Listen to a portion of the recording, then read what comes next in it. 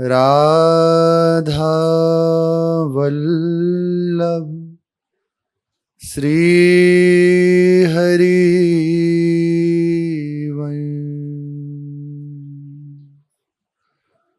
सत्प्रेम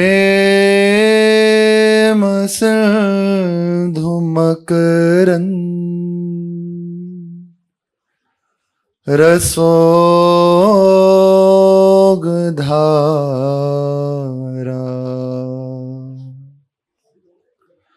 सारानजस्रमभितः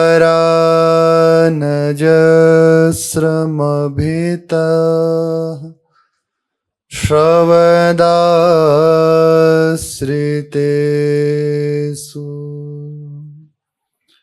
श्रीराधिके तव कदा चरणारविन्दम्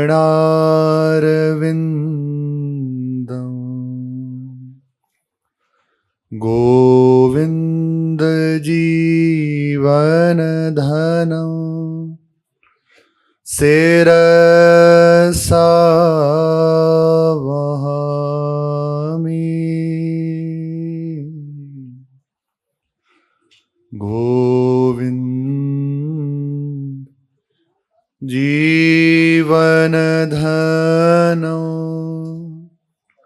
शिरसा वहामि। श्री राधा वल्लभ लाल की जय। श्री वृंदारण्य शोभामृत लहरी समालोकतो विह्वला में दृष्टिर्वा भातु वृंदावन महिम सुधा वारिदो मज्जता दधी। श्री वृंदारण्य भूमो लुठतु मम तनुर्विह्वलानंद पूरे। श्री वृंदारण्य सत्त्वेशः दंडवन में नतिस्नात।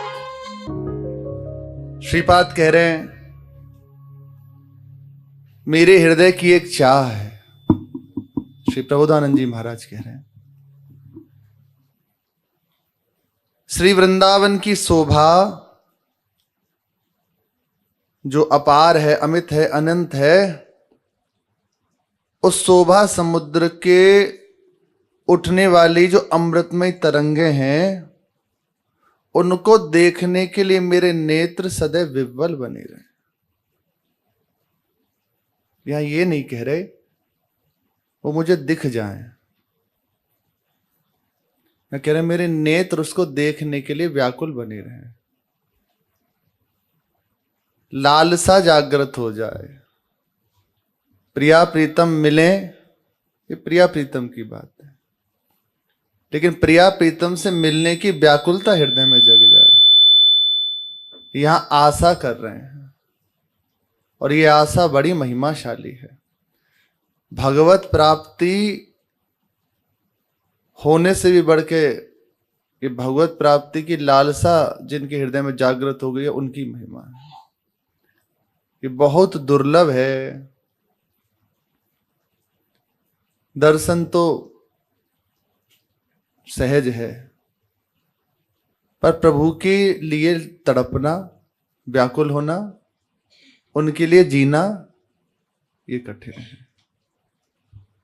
वहां स्थिति होती है गैली दुनिया बावरी जाकू राम न भावे जाके हिये हरि बसे ताकू नींद कहाँ। ये है व्याकुलता की स्थिति, यह है विकलता की स्थिति। उसे नींद नहीं आती। कबीरा सब जग सुखिया जो खावे और सोए, दुखिया दास कबीर है जो जागे और रोए। ये व्याकुलता की स्थिति है और ये बड़ी दुर्लभ है, ये बहुत दुर्लभ है, बहुत दुर्लभ है, बहुत दुर्लभ है। इसी के लिए भगवान कह रहे हैं को एक पाव भगत जिमी मोरी, कोई एक होता है। और ऐसा उपासक सतरति सतरति सा लोकांश तारति, लोकों को तारने वाला हो जाता है। वो जिसकी ओर देख ले, जहां से निकल जाए, स्पर्श हो जाए, जिससे वार्ता कर ले, उसकी भगवत प्राप्ति निश्चित हो जाए। विनोद में नहीं कह रहे, सच्ची बात है। आगे श्रीपाद एक श्लोक में कहते हैं इसी महिमामृत में कि आज मेरा बड़ा दुर्भाग्य है। क्यों? क्योंकि आज महापुरुषों का अभाव होता जा रहा है। आज मेरे नेत्र उनको, उस समय कह रहे हैं 500 वर्ष पूर्व, उनको नहीं देख पा रहे जो प्रिया प्रीतम के लिए प्रेम में रोते हैं, उन्हीं की आशा में जीते हैं। आज उनका दर्शन मुझे नहीं हो रहा, इससे बड़ा मेरा दुर्भाग्य कुछ और नहीं। हे प्रभु, हे ईश्वर, ये सब देखने से पहले मेरे प्राण क्यों नहीं छूट गए। आगे श्रीपाद कहते हैं ऐसा उपासक, ऐसा प्रेमी बड़ा दुर्लभ है जिसके हृदय में ये लालसा जागृत हो गई है। दर्शन होते हुए भी उसे दर्शन की लालसा बनी हुई है। वहीं श्रीपाद कह रहे हैं, और इसमें दूसरा सूचक है अपने हृदय की दैन्यता का, कि मैं इस योग्य नहीं हूं कि ऐसा शोभा समुद्र श्री वृंदावन धाम मेरे नेत्रों के सामने प्रकाशित हो, मुझे उसमें डूबने का अवसर मिले, पर इतनी कृपा जरूर हो जाए कि मेरे हृदय में आशा आपकी बनी रहे। ये आ जाए बस, और कुछ नहीं चाहिए। प्रिया प्रीतम वो तो परम करुणा में है, जब ठीक लगे उनको, पर इतना आ जाए वृंदावन धाम, श्यामा श्याम, रसिक जन, गुरुजन, आचार्य जन सब कृपा करें, इतनी सी बात आ जाए। आशा दास्यम वृषभानुजाया, स्थिरे समद्ध सच भानुजाया, कदानु वृंदावन कुंज भी थी, स्वहम नुरादे हृतिथिर भवे। इतनी बात आ जाए। प्रिया प्रीतम आए, वो स्वच्छंद हैं, स्वतंत्र हैं, जब उनकी जैसी राजी हो वो सो करें। उन पर कोई हम अपना अधिकार, अपना कोई दावा पेश नहीं करते, अपने हैं ही नहीं इस योग्य। कुछ भी देखो सब गड़बड़ी गड़बड़ है। हृदय की ओर देखो तो, व्यवहार की ओर देखो तो, आचरणों की ओर देखो तो, कहाँ महापुरुषों का जीवन, कैसा भक्तों का जीवन, कैसा उनसे प्रेम करने वालों का जीवन, तो हम क्या दावा करेंगे। जो भक्तमाल जी सुनते हैं तो निश्चित है उनके हृदय में ये बात आ रही होगी, पक्की बात।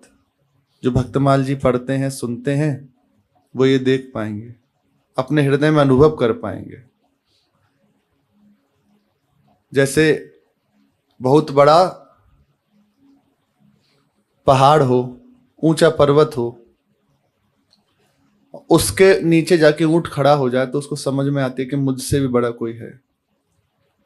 और जब वो अकेला चले तो उसे लगता है कि नहीं, हम बहुत बड़े हैं, देखो सब ऐसे ऐसे ही है।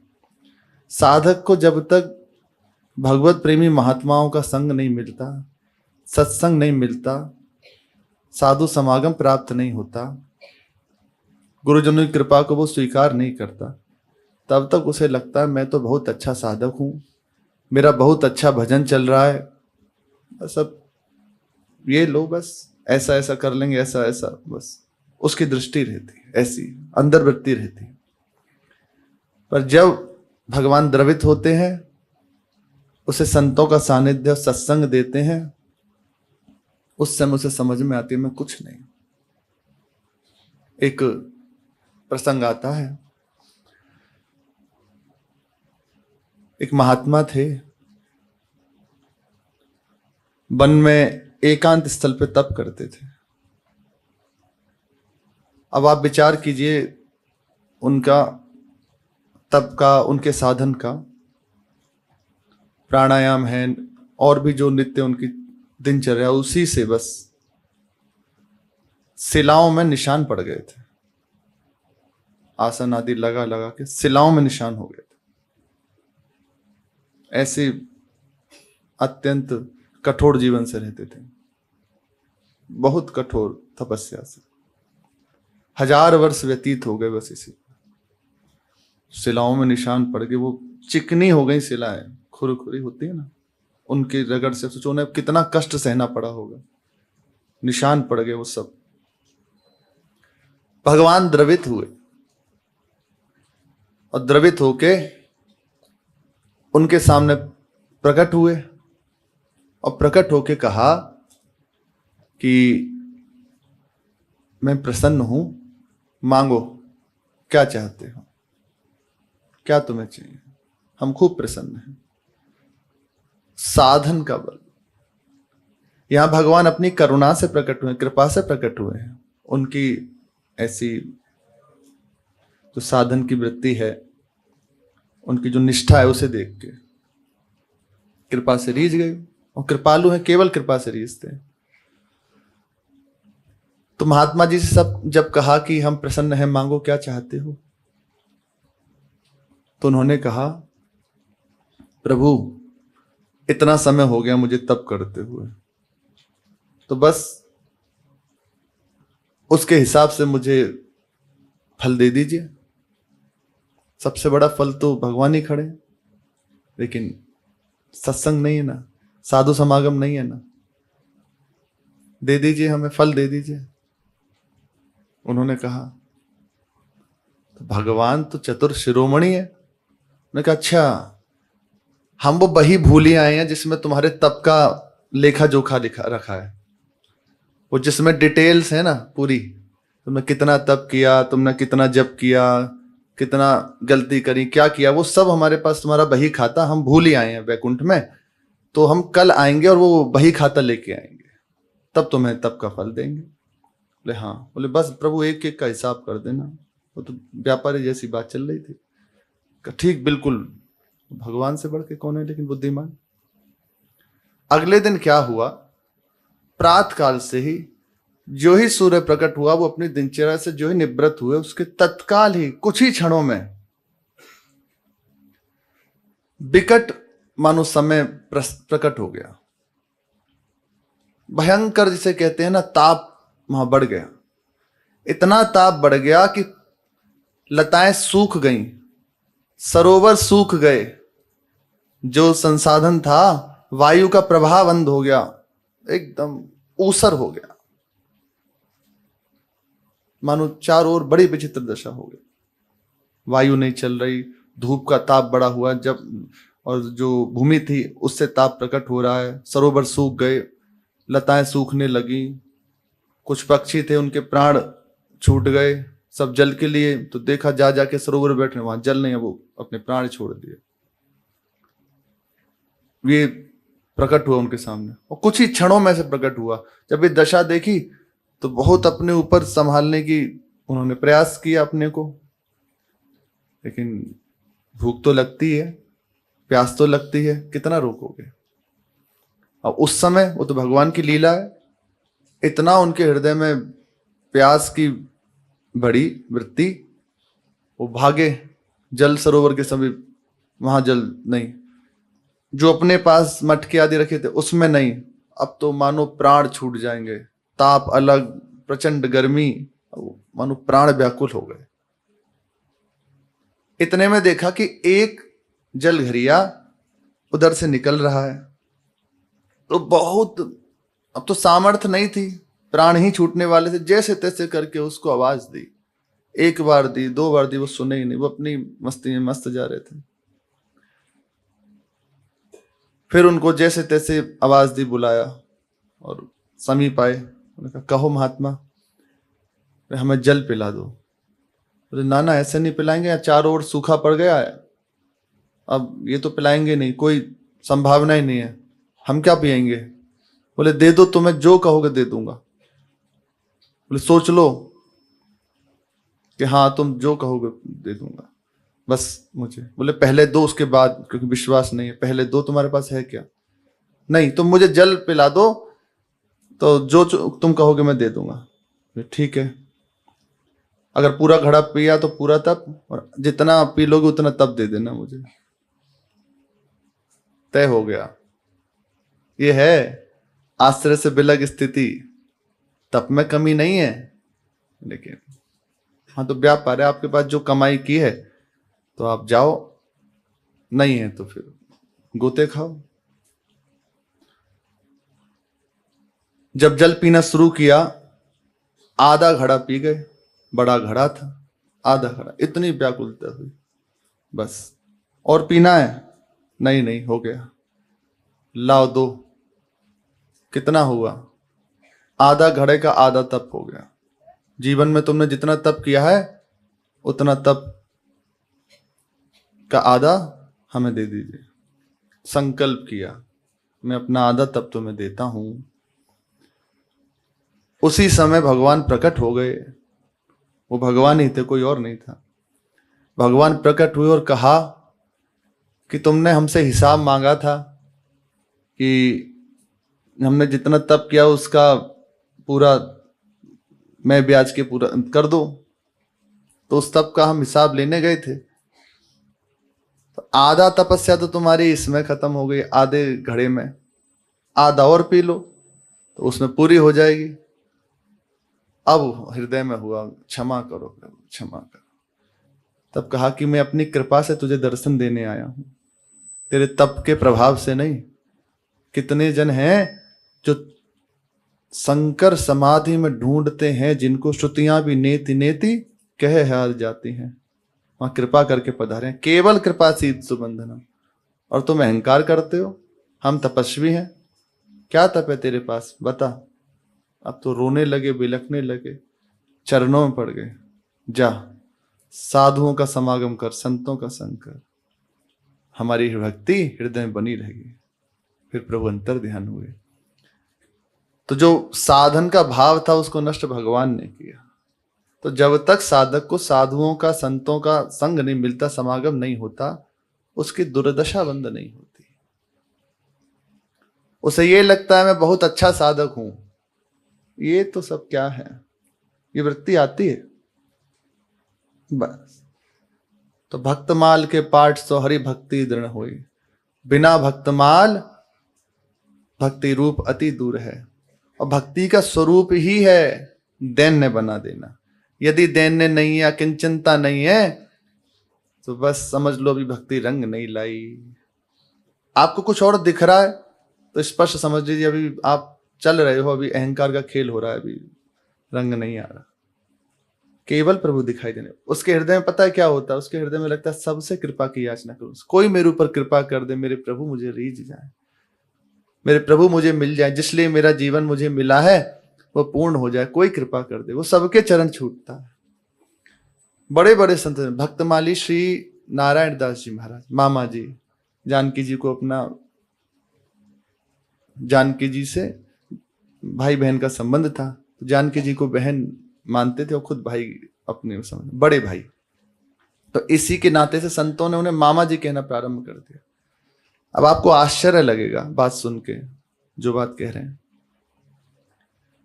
श्री मामा जी कोई साधक कोटि के नहीं थे, कारक महापुरुष थे। आचार्य कोटि का भी कह सकते हो, आचार्य कोटि के महापुरुष। आचार्य कोटि जो भगवान के निज पार्षद हैं, फिर वो पधारते हैं जगत उद्धार के लिए, या भगवान ही उस रूप में पधारते हैं। कारक महापुरुष वे होते हैं जिनको जीव भगवत प्राप्ति हो गई है, लेकिन जीवों के उद्धार के लिए फिर से वो जन्म लेते हैं, उनको कारक महापुरुष कहा जाता है। और आचार्य तो साक्षात भगवान ही होते हैं। तो वे उस कोटि के महापुरुष थे। भगवान राम जब प्रकट हुए 24वें मनवंतर में, सारस्वत मनवंतर में, उस समय उस लीला में सम्मिलित थे मामा जी महाराज, उस लीला में सम्मिलित थे। सब लीलाओं का दर्शन किया है, बस जो कैकई मैया का जो उसमें लीला आती है वो सहन नहीं हुई। तो श्री गोपालाचार्य जी महाराज भी हुए हैं अयोध्या जी के, बहुत अच्छे। वो राम जी को अपना भाई कहते थे। उनकी माता जी से 12 वर्ष तक प्रकट होकर भगवान ने दुग्ध पान किया। भजन में और प्रेम में बड़ा सामर्थ्य है। जैसे चाहो वैसे। हनुमान जी हर समय साथ में रहते थे उनके, हर समय। भजन में बहुत सामर्थ्य, भगवान से अपनेपन में बड़ा बंध जाते हैं। प्रेम बंध्यो संग ही संग डोले, तासो नेह जनाने। ये प्रभु एक ही बात से बस अधीन होते हैं, प्रेम प्रेम, और कोई नहीं। और वही प्रेम का मूर्तिमान स्वरूप श्री किशोरी जो है। उस समय श्री केकई जी की निंदा करी, क्योंकि जैसे हमारा कोई अति प्रिय हो और उनके प्रति कोई भाव यदि बिगाड़े हो तो एकदम हृदय से होता है ना। और जबकि वो तो लीला पात्र है, भगवान का ही आदेश था। तो उसी के कारण उनको बार बार जन्म लेना पड़ा। और जन्म लेके कोई ऐसा नहीं कि उनकी गति में फर्क पड़ा हो, बार बार जन्म लेते और जगत मंगल ही करते रहते, जीवों का कल्याण ही करते रहते, भगवान के यश का गायन करते खूब, और भगवान की समीपता प्रदान कर दे। उन्होंने बहुत भक्तों के चरित्र लिखे। और इस बार जो उनका जन्म था, अंतिम जन्म था, और खूब विस्तृत रूप से श्री केकई जी की महिमा का गायन किया है।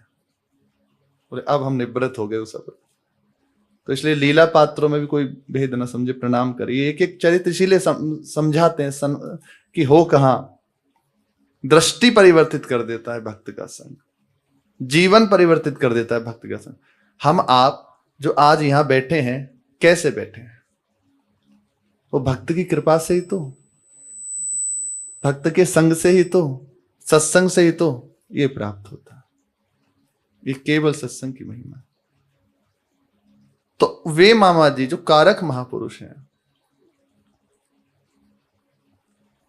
वाराणसी में सभा लगी हुई थी, और प्राय मामा जी का जो स्वभाव था वो ऐसे ही था। बहुत दैन्य स्वभाव महापुरुष, बहुत दैन्य महापुरुष। और जो प्रभु को अनुभूति कर ले तभी प्रभु उनके हृदय में बंधते हैं। तो जो जानकी जी कर कमल पकड़ के ले गई थी, कर कमल गुरुदेव ने कहा जाओ जाके डूब मरो। उन्होंने कहा गुरुदेव की और कोई आज्ञा का पालन तो होता नहीं है, इस आज्ञा तो कम से कम पालन कर लूं। तो वे गए और जाके गंगा जी में, उन्हें पता था अमुक अमुक स्थान पे बहुत गहरा पानी है, तो था। श्री मामा जी महाराज जाके बोले गुरु जी की इस आज्ञा का तो पालन करेंगे। जाके खड़े हो गए। सोचा यहां जल कम है तो बस यहीं तक जल, उससे और आगे बढ़े और अथाह श्री यमुना जी वहां, और आगे बढ़े वहां भी यहीं तक कटी तक जल। सोचा कि यहां थोड़ा सा वो लग रहा है, आगे बढ़ जाते हैं, और आगे बढ़े, जल उतना ही। फिर श्री जानकी जी आई, बोले भैया हो गई पूरी, आओ। और कर कमल पकड़ा, गुरुदेव की सुन रहे। ऐसे प्रथम दर्शन श्री जानकी जी का ऐसे हुआ श्री मामा जी को। उसके बाद तो एक बार दर्शन हो जाए फिर दूरी नहीं होती। तो सभा लगी हुई थी, सभा में अग्र पूजा श्री मामा जी महाराज की थी। विशिष्ट महापुरुष, विद्युत सभा और बहुत विशाल सभा थी। तो एक छोटा सा भी यदि कोई बालक आता, ये है जिनका हृदय दैन्य होता है, क्योंकि उसी के हृदय भक्ति का आप जागृत मानिए, नहीं तो संभावना नहीं है, नहीं तो कोई चांस ही नहीं है। प्रणाम किया तो छोटे से बालक को भी साष्टांग प्रणाम करते हैं। अब आपको हो सकता है दिखाने को कर लिया हो ना, ऐसा नहीं। ऐसे महापुरुषों के अंदर ये बात है ही नहीं। अब अपने गुरुदेव भगवान को देखिए, हम आपसे भी हाथ जोड़ के वार्ता करते हैं, मुस्कुरा के सहज से, क्या आपकी सेवा करें। ये है उनके हृदय की स्थिति, अवस्था। उनका हृदय स्थित है। डांटने फटकार उसके बाद भी अरे कोई बात नहीं, वो दुलार भरा हो। ऐसे जिससे भी बात करें, छोटा वालों कोई बात, प्रेम पूर्वक प्रणाम ही करते, अपनी ओर से प्रणाम करते। ये देन में ये आना परम आवश्यक है, और ये भक्त के संग से ही आता है। और जो भक्तमाल जी का पाठ करते हैं, सुनते हैं, रसिकों का, जैसे रसिक अनन्यमाल है, भक्तमाल जी, सब उसी के अंतर्गत है। आप पढ़ेंगे सुनेंगे तो आपको यही लगेगा क्या मेरा जीवन है, कहां फंसा हूं। तो यहीं से ये लालसा जागृत होती है। यहीं ये वृत्ति उठती है कि अमृत में ये जो वृंदावन धाम है, असीम आनंद जहां भरा हुआ है, इसको देखने के लिए मेरे नेत्र विह्वल बने। देख पाऊं, देख लूं, ये आगे की बात है। वो तो वृंदावन कृपा करें, किशोरी जी कृपा करें, गुरु जी कृपा करें, आचार्य कृपा करें, वो उनके ऊपर है। लेकिन मेरे हृदय में लालसा तो जागृत हो जाए। श्री वृंदावन की महिमा के अमृत में, सिंधु में मेरी बुद्धि स्नान करती रहे, सदैव इसी में लगा रहूं, ये व्याकुलता जागृत है। हम आपको सही बताएं, भगवत प्राप्ति हुई तो आगे की बात है, बस ये विकलता जागृत हो जाए। श्री जी से यदि प्रार्थना भी हो ना, तो बस यही हो, आप जैसे मन चाहे वैसे रखो, हमारी कोई चाह नहीं, कोई बात नहीं, आप जैसे, आप स्वतंत्र हैं। और सच्ची बात, पक्की बात समझ में आ जाए तब है, बहुत अच्छी बात है कि प्रभु ने जैसे रखा है ना वैसे ही रहते रहो, कोई मांग मत करो। प्रभु ने जहां रखा है, जैसे रखा है, जिस अवस्था में रखा, जिस कुटिया में रखा है, जिस परिस्थिति में रखा है, बहुत मंगल विधान करके रखा है। पर अपने जन विचार करते हैं यहां ऐसी ऐसी समस्या, यदि ऐसा हो जाए फिर मेरा भजन अच्छे से हो जाएगा, नहीं होगा। परिस्थिति बदलने की मांग ना करें, ये बहुत दुखदाई है। परिस्थिति बदलने की प्रभु से मांग ना करें। हे प्रभु, आप जैसे चाहें, जब चाहें, जिस स्थिति में चाहें मुझे रखें, बस एक करुणा जरूर कर दें कि मैं आपको ना भूलूं। आपके लिए मेरा हृदय हर समय लालायित बना रहे, आपके लिए बना रहे। जैसे जो जन पहले धाम से बाहर रहते थे, भजन से जुड़े ही जुड़े थे, तो उनके हृदय में हर समय व्याकुलता बनी रहती थी कि वृंदावन मिल जाए। ये प्राय बहुत जनों का अनुभव है हृदय का। उनके हृदय में ये लगा रहता था कि बस कैसे वृंदावन मिल जाए, बस मिल जाए, बस कैसे भी हो जाए। प्रभु ने कृपा करी, धामवास दिया। धामवास करके पर जैसे चलने चाहिए वैसे उन्होंने पद्धति नहीं अपनाई। तो जो स्थिति पहले थी कि हर समय चिंतन धाम का बन रहा है, हर समय यहाँ का ही चिंतन बना हुआ, कहीं मन नहीं लग रहा, सब कुछ काटने दौड़ता था, वो अभी नहीं होगी। प्राय बहुतों का प्रश्न होता है कि ऐसा क्यों है ना। तो जब जिस स्थिति में प्रभु रखे, धाम के मांग ना करें, धाम आ गए ना, ये तो सर्वोपरि। जब धाम मिल गया तो फिर चिंता छोड़ दो, वो अपने आप से दे देंगे आगे। अब आगे यही स्थिति आएगी। हाँ, बस जैसे गुरुजन कह रहे हैं वैसे चलने तो बड़ा आनंद है, बड़ा कृपा का स्वरूप जागृत हो जाएगा। जिस स्थिति में रखे प्रभु वैसे रहे लोग, तो ये बात आ जाएगी। हमारे रसिकों ने, हमारे जो बड़े बड़े आचार्य जन, उन्होंने कभी प्रभु से कोई मांग नहीं करी, कोई परिस्थिति की मांग नहीं करी। पूज्य पाद श्री चंद्रशेखर बाबा, अभी कुछ ही समय पहले हमने तो खूब दर्शन किया, ऐसी विलक्षण रहनी, कोई मांग नहीं। गिरिराज जी में रहते थे तो बाबा का वही था, बस नित्य बस अपने भजन मधुकरी मांग के पा लेना और कुछ नहीं। एक बार ऐसी अवस्था हुई, इतनी अकिंचनता से बाबा रहते थे, किसी से नहीं मिलते थे, कि जो लंगोटी पहनते थे ना, वे लंगोटी भी एकदम तार तार हो गई। इतनी, और कुछ था नहीं, एक ही थी, उसी से स्नान कर लेते और वही बस पहने रहते, ऐसे रहते थे बाबा। वो तार तार होकर छिन्न भिन्न हो गई, वो फट के गिर गई। अब उसमें ऐसा अवस्था नहीं बची कि उसको दोबारा बांध लें। फिर विचार किया कि इस अवस्था में मानो एकदम नग्नावस्था है, दिगंबर अवस्था है, इसमें हम ब्रजवासियों के यहाँ मधुकरी तो मांगने जा नहीं सकते, तो अब कोई बात नहीं, भजन करते हुए शरीर छोड़ देंगे। बस ऐसे ही बैठ गए। 3 दिन हो गए, ना मधुकरी गई, ना वहां स्थान से उठे, वैसे ही बैठे रहे और जप करते रहे बस। लेकिन ये महल, ये ब्रजधाम श्री किशोरी जी का है, उन्हें व्याकुलता हो गई, बेचैन हो गई श्री जी। एक ब्रजवासी बालिका का रूप धारण किया, और बढ़िया मार्किन, ऊपर का चला, लंगोटी और मधुकरी ये लेके चली आ रही हैं। आके एक बाबा थे वहीं जहां पूज्य श्री चंद्रशेखर बाबा भजन करते थे ना, वहीं एक भोले भालों पे पहले बहुत जल्दी कृपा हो जाती है। सरल सहज स्वभाव के एक संत थे, उनके पास गई, बाबा के पास नहीं, उनके पास गई।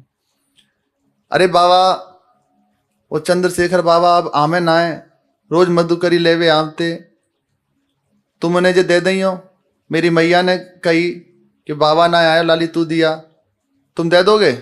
हाँ लाली दे दे। अब वो जान नहीं पाए कि किशोरी जो है।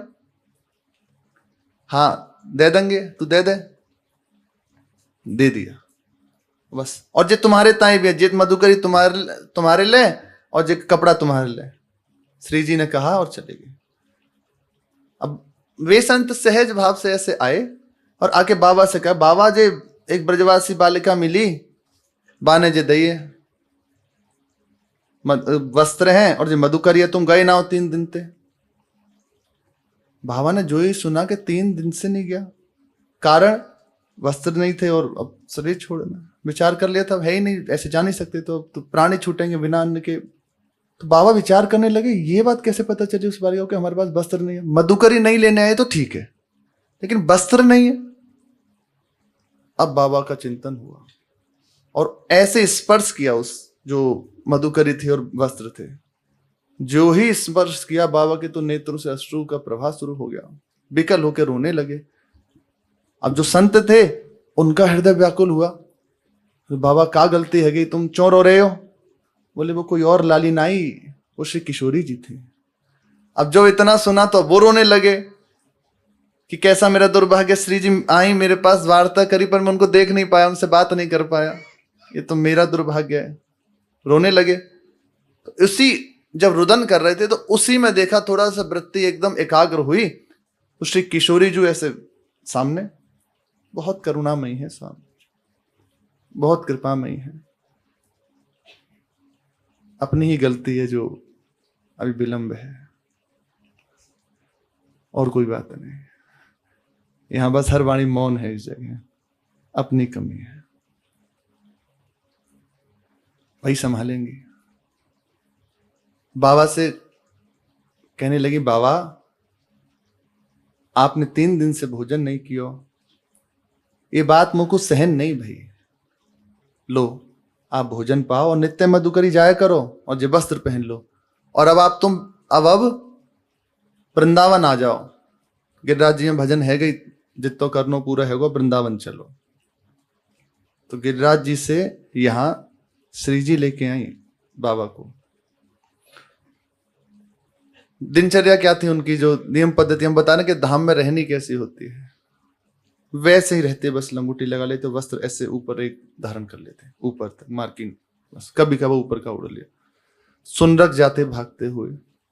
3-3.5 लाख ऐसे बाबा जप करते थे, आसन में बैठे रहते, थोड़ी देर में अपनी जो दिनचर्या कर ली, कुछ देर बस विश्राम के, बस फिर लग गए।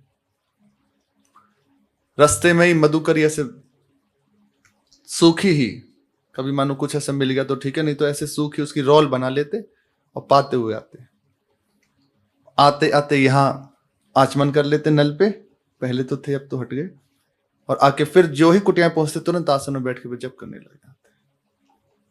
उनका हृदय फिर निरंतर व्याकुलता से युक्त हो गया। और उनके रहने क्या थी, इतना वृद्ध शरीर था बाबा का कि खड़े नहीं हो सकते थे अकेले, और जो ही संतजन पधारते ना, पंगत तो कई बार देखा, तो साष्टांग प्रणाम करते लेट के भूमि पे, वो कहते हमें प्रणाम करा संतों से, ऐसे खुद साष्टांग प्रणाम करते, फिर उठाते उन्हें, उनके जो सेवक जन थे।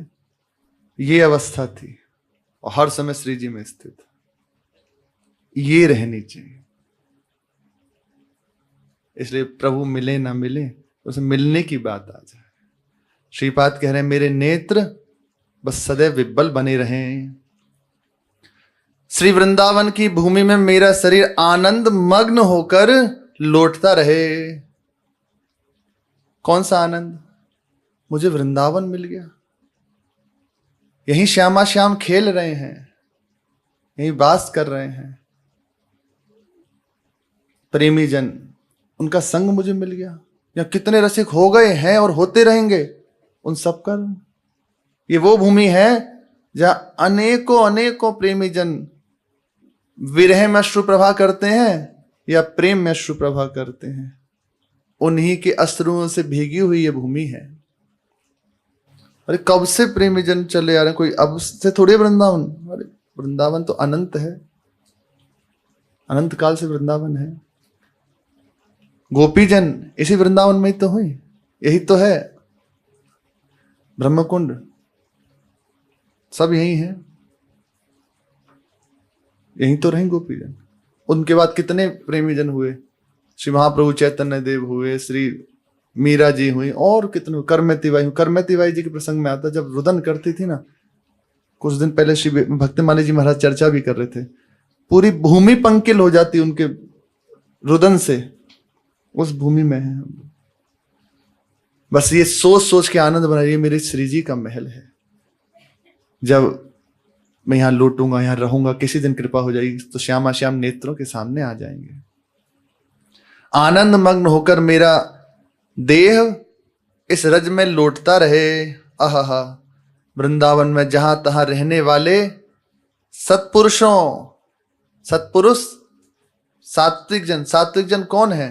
यहां सात्विकता उसकी नहीं है जो त्रिगुणता की बात है, सतोगुण रजोगुण तमोगुण, उसकी बात नहीं चल रही।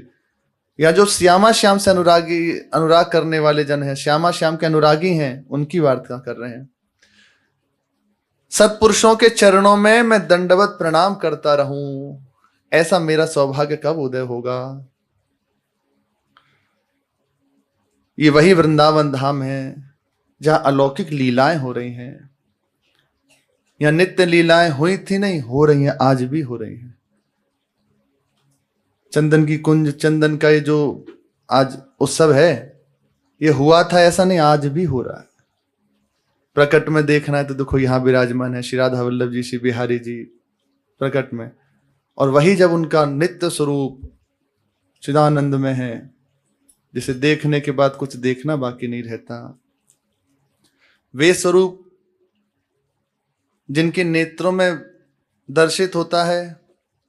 चंदन को बंगला चंदन जल छिड़क्यो, चंदन को लेप करें दो करवर, चंदन को बीजना सुघर अली ढोरत, चंदन सुवास फैली परम मुदित, बैठे चंदन बिटप तर। बैठे भी चंदन की लता के नीचे ही हैं। चंदन रंग्यो उपरे ना सारी, चंदन घर्यो घसी भाजननी निकट कर, वृंदावन हित रूप चारु चंदन के चवर लिए,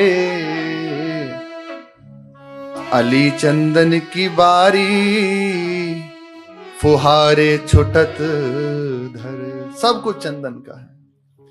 ये देखने के लिए मेरे नेत्र कब व्याकुल होंगे। लालसा करो, यहां लालसा में ही बड़ा आनंद है। जो डूबे उनकी तो क्या कहना, यार लालसा जागृत हो जाए, उसी में बड़ा सुख है। फटिक मणि निकुंज चंदन बिटप तरे, ठाड़े नवलाल दिए ललना गलवाही है। सुंदर भूमि है स्फटिक मणि से बनी हुई, और चंदन की लता वहां सुशोभित है। उसी चंदन की लता के नीचे दो चंद श्री श्यामा श्याम, श्याम चंद और गौर चंद विराजमान हैं। कैसे? गलवैया दिए हुए। ललना गरवाही हो, चंदन चित्र किए, केसर की खोर दिए। संपूर्ण श्रीअंगों में चंदन से चित्रावली हो रही है, पत्रावली हो रही है, और मस्तक पे केसर की खोर विराजमान है। ये जो ऐसे लगाते हैं ना, इसको खोर कहते हैं। फूलन की माला ही सघन अति छायु, सघन बनी हुई, अच्छी गुथी हुई, सुंदर फूलों की माला से युगल सरकार पहने हुए, धारण किए हुए, और चंदन की लता के नीचे विराजे हैं। खुले वंद नीमा लाल, उपरैनी मिही बाल, शोभा अवलोक सखी पल के बिसराई हो। परम शोभा से सुशोभित से श्यामा श्याम हो रहे हैं। ऐसी शोभा हो रही है कि सखियां देख के अपने नेत्रों की पलकें डालना भूल गई। वृंदावन हित नील कमल कर छवि सो, फेरावत मुदित मन माही हो। नील कमल लिए हुए श्री किशोरी जी अपने कर कमल में और उसे फिरा रही हैं। यहां पीत कमल लिए हुए फिरा रही हैं और सुंदर चंदन की लता के नीचे विराजमान है। सखियों ने विचार किया कि श्री युगल सरकार को और सुख पहुंचाते हैं और ये जो चंदन का आज श्रृंगार है इसमें और सुख मिले, तो क्या करें।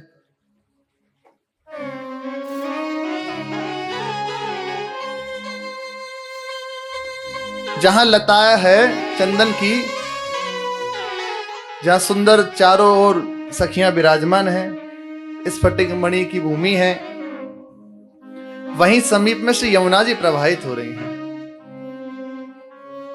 तो सखियों के हृदय में आया कि युगल सरकार को नौका विहार कराते हैं, नौका विहार कराते हैं। ये लीलाएं हो रही हैं। श्रीपाद कह रहे हैं इनको देखने के लिए मेरे नेत्र विकल बने रहे। और वहां उस यमुना जी पे चंदन की ही बनी हुई नौका है। आहा, उसकी चित्रकारी कहते ही बनती है। आप यहीं से विचार कीजिए। ये सुंदर बंगला विराजमान है, इसके पीछे जो ये आर्च लगा हुआ है, इसकी चित्रकारी देखो। श्री जी ने पोशाक धारण करी है, उसकी चित्रकारी देखो। प्रणाम है जो सखी जन इसकी सेवा करते हैं, इसकी चित्रकारी देखो। श्यामा श्याम ने श्रृंगार जो धारण किया हुआ है उसकी चित्रकारी देखो प्रकट में। फिर वही अलौकिक, यही जो यहां सेवा हो रही है, जो यहां श्रृंगारी नेत्रों को खींच ले, ऐसी शोभा है। और फिर वहां चंदन से श्रृंगारित नौका है, चंदन की बनी हुई, चंदन से श्रृंगारित पत्रावली आदि से हुई नौका है, चारों चित्रकारी बनी हुई है। श्यामा श्याम तो है ही सुंदर फवे हुए चंदन से। सखियों ने विनय करी, आप पधारे। चंदन जल भाजन भरे हाथन चंदन चढ़े निवारे हो, भरी भरी अंजुली लेत परस्पर तकी तकी अंगन मारे हो। विराजमान किया है। और उसी जब यमुना जी में नौका चली तो श्यामा श्याम ऐसे कर कमल से यमुना जल को स्पर्श करते हैं और एक दूसरे के ऊपर छींटते हैं। तो जो चंदन अभी धारण कराया है वो सूख गया था, वैसा सूखना जो अपने जन वो नहीं, वो दूसरे, वो अब दोबारा से मानो पुनः कि अभी फिर से रचना हुई हो, ऐसा उभर आया श्रृंगार पुनः। अब और शोभा, अत्यंत गोरी श्री प्रियाजू। और उस पे जब चंदन गीला हो जाता तो वो थोड़ा केसर मिली रहती है ना, कुछ कपूर मिला रहता है, तो गाढ़े रंग का हो जाता है। तो उसमें और ज्यादा, जैसे ये पोशाक में नीचे है ना डार्क कलर जिसे कहते, थोड़ा डार्क हो गया वे। तो जो ही श्रीअंग पे यमुना जल पड़ा तो वो उभरा, उस श्रीअंग पे जो चंदन था वो पत्रावली से और ज्यादा प्रकाशित हुआ, गोरा अंग, उस पे चंदन खिला हुआ और मंद मंद मुस्कुरा रहे। सखियों ने भी परस्पर ऐसे यमुना जल आपस में मारा। चंदन के जल जंत्र छुटत हैं, तिनकी मिहि फुहारे हो, चंदन गेंद उछारी गगन तन ओटी लेत किलकारे हो। उस नौका में, कैसी नौका है, गेंद का खेल हो रहा है, कोई छोटी नौका थोड़ी है, 2-4 मीटर 5 मीटर की नहीं है, अरे विशाल नौका। प्रिया प्रीतम विराजमान है, छज्जे हैं, नौकाओं में कई कई मंजिलों की नौकाएं हैं, जलजंत छूट रहे हैं चंदन के उसी नौका में। चंदन नीर गुलाब जो मिश्रित, छुटत छबीली धारे हो। चंदमुखी चंदन विजना कर, लिए ललित गति ढारे हो। चंदन से बीजना हो रहा है, चंदन के बीजना, उसी से सुंदर हवा हो रही है। और गुलाब से मिश्रित चंदन की फुहारें छूट रही हैं। चंदन दारू मृदंग तंबूरा, चंदन की ही लकड़ी से बने हुए मृदंग हैं, तंबूरे हैं। चंदन कर कठतारे हो, कठतार वे चंदन की बनी हुई है। सखी बजावत प्यारी गावत, पिय शाबास उचारे हो।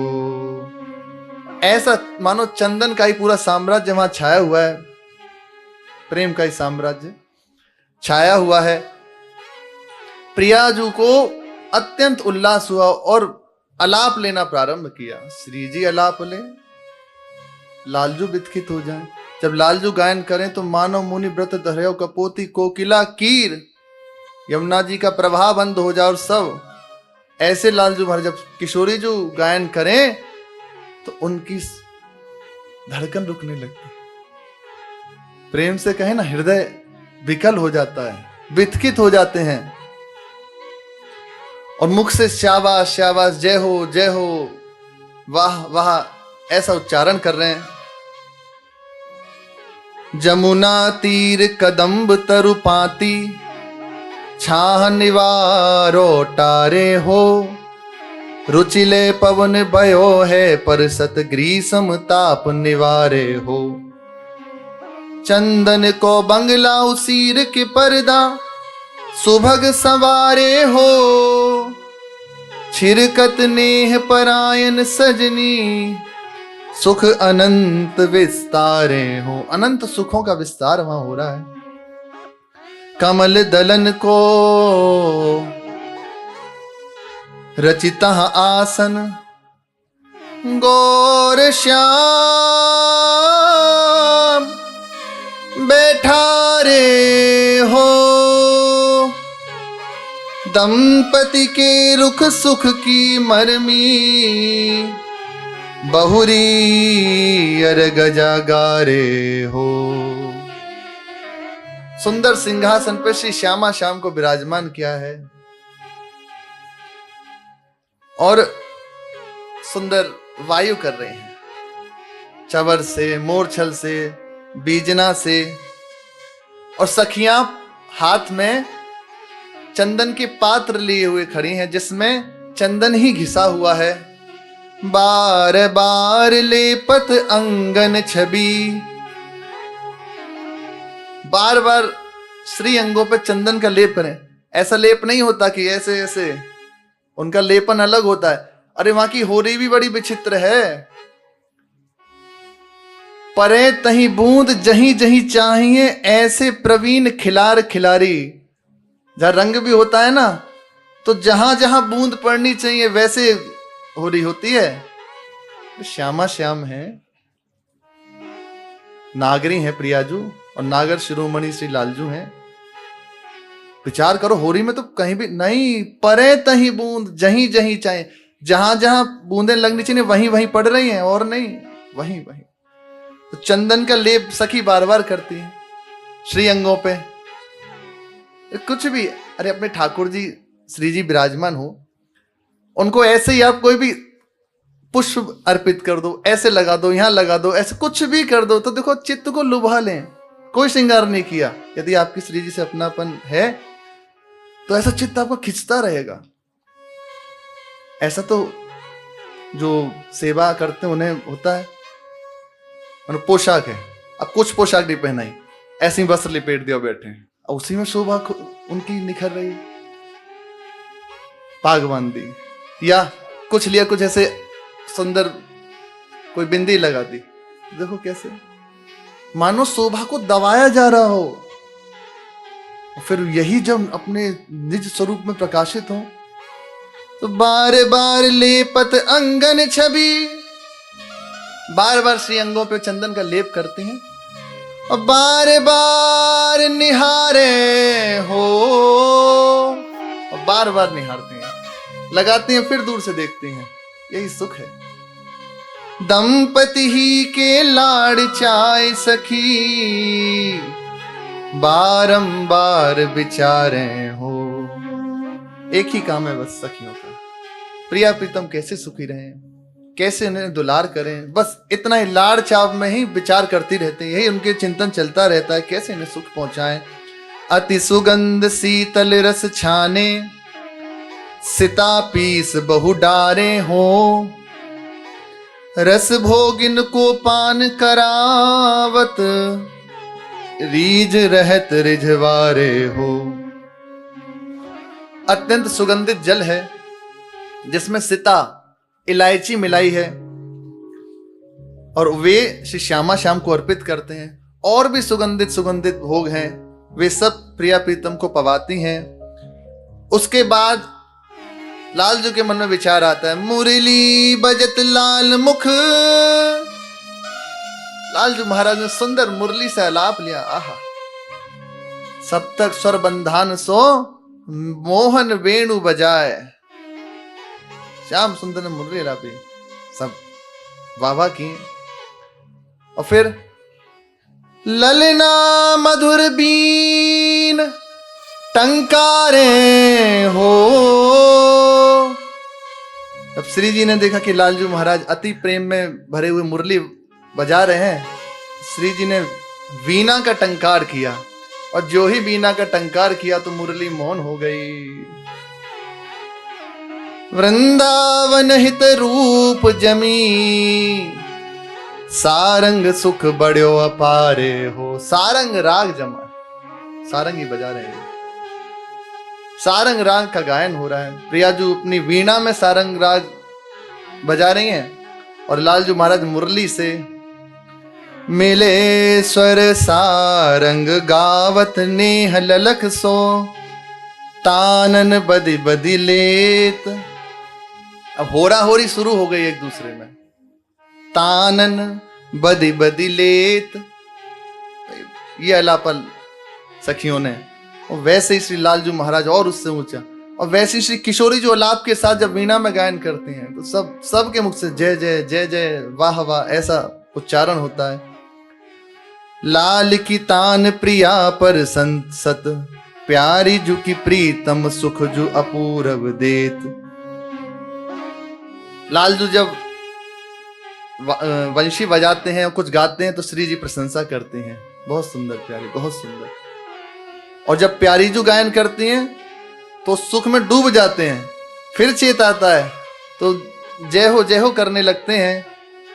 कंध तंबूरा हलन लखी, ये श्री जी की शोभा का वर्णन है। कंध तंबूरा हलन लखी, जूरा रदन लसन पिय होत अचेत। आहा, थोड़ा सा चिंतन करो इस झांकी का। तंबूरा कर कमल में, बाम कर कमल में तंबूरा है, ऐसे परस्पर आमने सामने बैठे हैं, झनकार कर रहे हैं उस तंबूरे को श्री जी अपने सुंदर जो सुकोमल कर कमल है उससे, उस उंगलियों से उसको स्पर्श कर रही हैं। और उसमें जब भाव प्रदर्शित होते हैं तो मुखमंडल पे भंगिमाएं हैं, तो कभी सर हिलता है, कभी हाथ से कुछ भंगिमा प्रकट करती हैं। उसमें जो जूरा श्री जी को बंधा हुआ है, उस पे जो सुंदर पुष्पों से रचना है, वे शिथिल हो रहा है। आहा, एक हाथ से तंबूरा बजा रही है, एक हाथ से भंगिमाओं को दर्शित करें, नेत्रों से मुखमंडल से उस जो वहां भाव है उसको प्रकट कर रही हैं। लखी जूरा रदन लसन पिय होत अचेत, और ये शोभा देख के पिय होत अचेत। चेतना जा रही है लालजू महाराज की। सखियां बार बार संभाल रही कि खेल शुरू होने से पहले ही हार गए, रुको, सावधानी आके बैठो, थोड़ा तो आनंद लो, थोड़ा तो, कि आप तो डूबते हैं ना, सावधान करते, अचेत हो रहे हैं लालजू महाराज। वृंदावन हित रूप जील स्वर भेदन राखत उमगत बारिधि हे। अरे सुख का समुद्र उमड़ रहा है। किसके हित के लिए कर रहे हैं? लालजू के हित के लिए कर रहे हैं। जील स्वर में गायन शुरू किया, उच्च स्वर में श्री जी ने सबका चित्त चुरा लिया। कौन ऐसा? सबके चित्त चोर से श्याम सुंदर, उनके चित्त को अपहरण कर लिया। मिले स्वर सारंग गावत नेह ललक सोतानन बदी बदी ले। परस्पर हुड़ा हो रही, अत्यंत आनंद से नौका विहार श्री श्यामा श्याम ने किया। फिर सखियां, करने दो, अभी क्यों उतारना, करो। शेष चर्चा श्री राधा वल्लभ लाल की जय।